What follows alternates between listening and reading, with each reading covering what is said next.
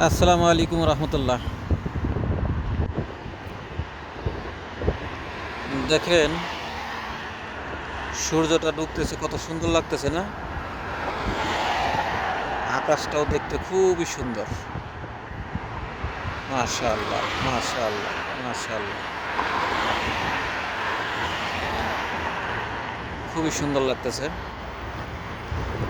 আমি এখন আছি সৌদি আরবে, মেন রাস্তার উপরে গাড়ির ভিতরে বসা। তো সূর্যটা ডুবতেছে, দৃশ্যটা আমার কাছে খুব ভালো লাগলো, তাই আমি একটু ক্যামেরা বন্দি করলাম আপনাদের দেখানোর জন্য। খুবই সুন্দর লাগতেছে।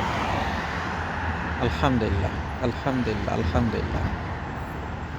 এই সূর্যটা কিছুক্ষণের ভিতরে অস্ত যাবে। দ্বিতীয়বার এই সূর্য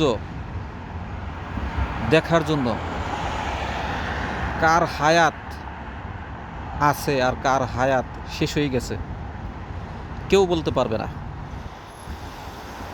এই সূর্য অস্ত যাওয়ার পরে রাত হবে, সেই রাত্রে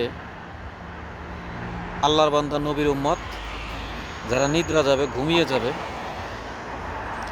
সে ঘুম ভাঙলে হবে সকাল।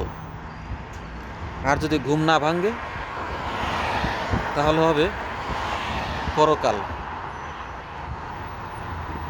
চিরদিনের জন্য এই দুনিয়া থেকে সে বিদায়। যেরকম আজকের দিনের জন্য সূর্যটা নিচ্ছে বিদায়। আশা করি আমার তথ্যটা বুঝতে পারছেন। আমি কি বোঝানোর চেষ্টা করেছি?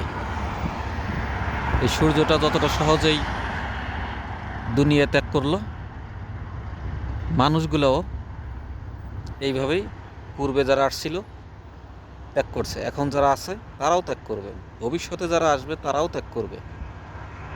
তাই আমি রিকোয়েস্ট করব, একে অপরের সাথে ভালো সম্পর্ক করেন, বিশ্বাসের সাথে কাজ করেন, কারো প্রতি জুলুম করবেন না কেউ।